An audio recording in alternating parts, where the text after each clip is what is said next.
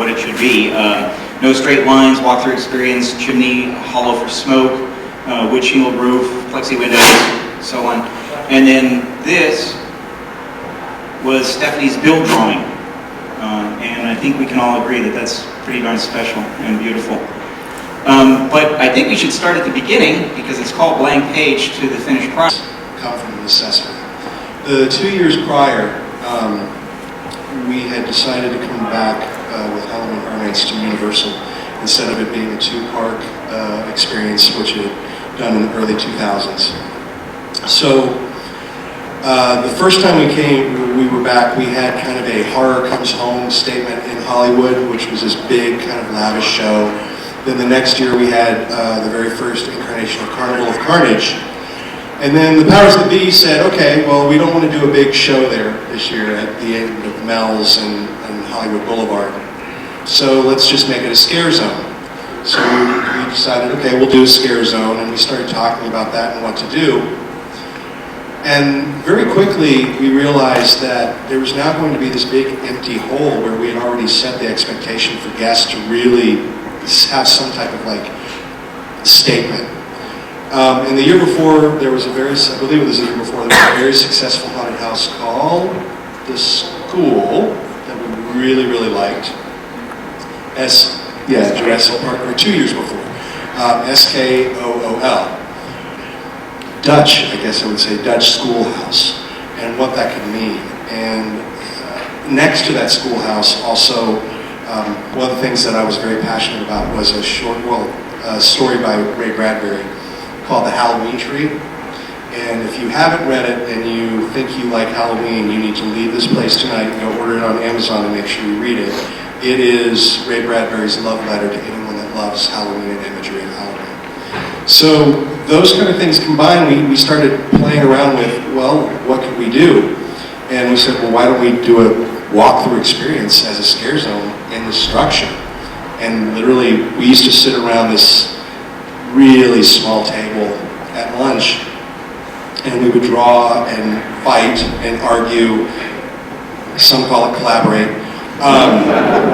and come up with some of these ideas. And I remember very vividly, coming up with that idea of, I know exactly the way the steeple should look and the way the wind should blow and the soundtrack. And then Laura was the show director for the street program that year, and she's done an amazing job for several years actually doing that. This might have been your first year doing streets. I'm from Cary, Ohio. That year we were sitting around that very small table, and we wanted our Castle Rock, and we were all going, well, where are you from? Where are you from? What do you got? And I go, hold on. My town is small. It's not even a town, it's a village. There's a lot of freaky things that have happened in Cary, Ohio. When I was growing up there, there was our school mascot, the Blue Devils, and on the feed tower behind the public library, it was known that the Blue Devil would move by itself at night.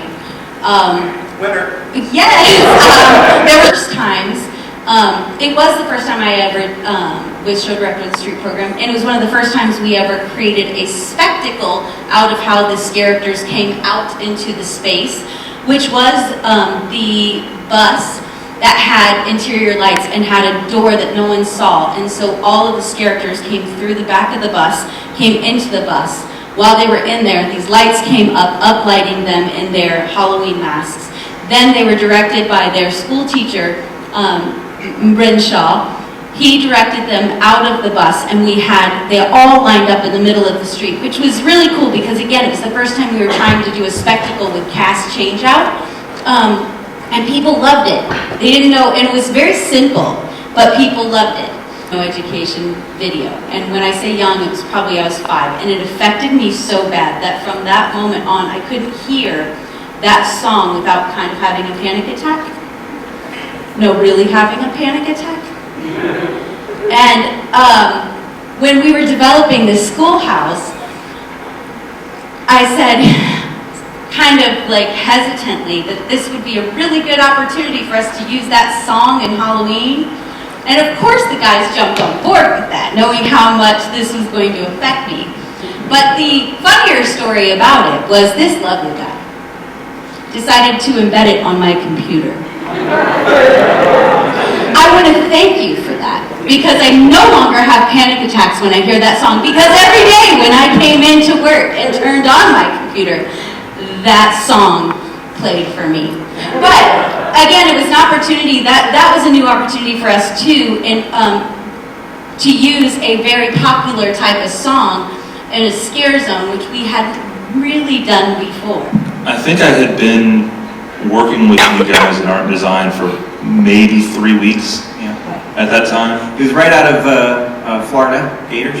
And TJ had convinced me to drop out of school, which Burnett said in the first forum is a bad idea, so don't do that. But it was one of those things where I came down to Orlando, I gave him a call, I said, hey, I have a portfolio and I'm here in town for 3 days, do you have time to meet? And that turned into this gig. He brought me down for 4 weeks to do 3D modeling for Mardi Gras floats. And that 4-week gig took about 6 days to finish. So everybody was kind of asking around, hey, we're paying this kid, what can we make him do? We thought you were going to be much slower. Because we were all I was really excited. And he built a SketchUp model of it along with a bus, and we put it in the location over there by Mel's. And ooh, we can't do 500 pumpkins. We're going to cut that scare zone. We're not going to do it. And I was like, oh, we got to do this. We have to do this. So we had all these Halloween doors that were going to be in that area. We cut those, and I said, okay, I need a chart to show how many pumpkins it takes to look good in that area. I said 400. We'll try 400. So, do you remember the name of the chart? Yeah, you came to my desk and said, I need you to make a pumpkin density study. They were all flickering, and they were all on a timer. So you have to have a cable running. So this pumpkin way up here in the top of that tree has to have a cable that runs down the tree, off into the woods, to a dimmer rack. We have 8 dimmer racks in the woods. And what would happen, that was the year of Bloody Mary. And the coolest thing in the world is, as you walk through that area... We're looking for an icon that year, and Bloody Mary was not the original icon for Halloween Horror Nights, or to a film called Trick or Treat, which is amazing. And there was kind of this imagery of these kids with these kind of 20s vintage Halloween masks. And we took that idea, and we had kind of had some stuff at the school, but we said, why don't we make the trick-or-treaters our icons this year? So they looked at the imagery of it and they were like, well, it's creepy, but it's not, it's not Halloween Horror Nights, like, just aggressive. And that's a legend. Bloody Mary goes, well, what's that one? And I said, oh, it's Bloody Mary. He goes, oh, that sounds cool. And I was like, well, that'd be a great icon. We were like, yeah. And they went, well, can you do that? I think Mike and I walked out of there, and like 45 minutes later, came back with like, here's what we can do. And, I got to say, of all the icons that we came up with, Bloody Mary was really, first off the fact that she was very aggressive and a female icon, but just had such, of all the characters and all the great website design and things that these guys have done and how the backstories have been kept alive, Bloody Mary to me was one of the most rich backstories that Halloween Horror Nights had ever done. All of these pieces were connected, the website was beautiful, I think it really told the story in the park. And on the third Bloody Mary, you'd hear the wind, and all of the pumpkins would blow out. Which was the coolest thing. All of a sudden, all these pumpkins, and then little by little, in 2s and 3s, they would all flicker back on. I get goosebumps thinking about it. One night, we were out there,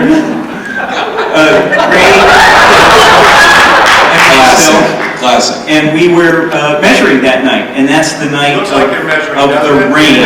The red line. The red curve. The red curve. So this is the only place we could put this, but we had to figure out ADA, Americans with Disabilities, how do we get people into this thing, up over that curve? How do they build it and build it in pieces and bring it in and set it up and have it engineered? So I'm going to let these guys talk a little bit about it. Roof structure, I believe the year before, actually had an uplifting wind on the side of the lagoon. So the Mardi Gras stage structure actually had some structural damage to it the year prior. So now this corner of the park was used to big heavy wind loads. So the Skoolhouse came to us as a project, and they kept asking, it has to go in 2 days, it's got to be portable, it's got to be there for the duration, then it's got to strike it at night, and then Mardi Gras stage has to go back in. And so Greg and I just had an aha moment during the middle of the bid session going, how are we going to do that? And if you look at the bottom, you'll see that actually the bottom is concrete. We actually designed the house with a real foundation. It's a modular concrete foundation. And the only way to do that was make it so they were forkliftable and they could be placed within an 8-hour crew call. So the house went in 2 nights. The foundation went out night 1, then the second portion of the house is real stud walls, because Kim, of course, said, well, you have to look like a barren schoolhouse. There can't be like real structure. So it has to look frail, but not be frail. So, and with that regard, we actually ended up building a real house. One of the things I always design, I don't like designing with straight lines. I call it Tim Burton-ish. You know, everything's wonky and weird and curved. And that's the way this was designed. And I went over there. We went for a ride, I think like on a Sunday, and drove by the shop. And one of the things is the crew that worked with A2P, they also had a crew that built houses, right? Yeah. They did residential houses. So they had 3 guys building this front. See, this is the front of the house, and they had levels and squares, and everything was nice and straight. And I got there and I went, no, throw the level away, throw the square, tear off all of those boards, and you see how everything's wonky and curved and all that. And those guys were mostly useless. and Ray says, no, look at the drawing. Why do you have all the boards there? Because they were building a house. You know, they thought they were building something in Windermere. What was kind of fun is if you look at some of them, we would start running it straight, and we were, using a shingle nailer to put this stuff on. But we'd actually kind of have a person on the other end and kind of bend it. Sometimes it would snap a little, but it was cool. It worked so well. And then George, who Alan Gilmore says is the best scenic artist he's ever seen. No question. I think this was a labor of love. Let's get a picture. Make it look like the picture. And that was that aha moment. I kind of whispered to Sean, and at that moment I knew we won, because we'd already figured out how to do it. And to go back to the first picture before we talk about the art, which is probably the most important part of it, but to talk about that, what we had to do, and the picture doesn't show it, but it was the worst downpour ever, and it was cold and a miserable night. And we actually went out with some OSB and some circ saws, running extension cords and flooded streets. Quickly about it, and she's like, yeah, your solution's fine, but we have to invert the boxes, because the only way to pour the concrete flat with the pintle bolts is we actually had to make sure the top was flat. Then when we pour the concrete, the boxes are upside down in our shop. We had to pour in reverse and then flip them back over, and so they had to be graded. And we only had enough money to do it once. So if the porters are wrong, we're stuck. So it doesn't seem like that much, but it also had to handle a microburst of 135 for 3-second duration. So when you start looking at the calculations about doing that, we had to run the calculations, and then we had to tell environmental that if we saw a hurricane or otherwise coming, that the fallback plan to restrain the structure, and that's why it had to be like a real house. The ridge on the top was actually designed as a compression member, so if we had to deal with a hurricane, which we have done in the park many years prior. We've had to strip the park. We were actually a fallback plan of actually parking vehicles or K-barriers next to the house and strapping the roof down to extra ballast in the park. So we would have to add 16,000 pounds of ballast per side of the house to strap it down for a real hurricane. But there was a contingency plan without having to actually remove it from the park.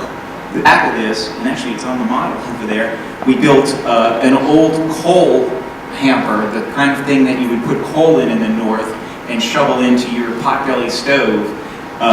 And I think we built that on the fly. We said, okay, we need something to house this size fogger. Kim, actually, I think it was you and I that built it. I think you helped me. I was cutting the pieces and we're kind of fitting it together. But I said it should look like this. This looks like Northeast Pennsylvania, right? Yeah, you remember what we built it out of? It was leftover privacy fence. Yeah, it was just Home Depot privacy fence that we cut out. Yeah, we used privacy fence because, here, let me find one of the photos.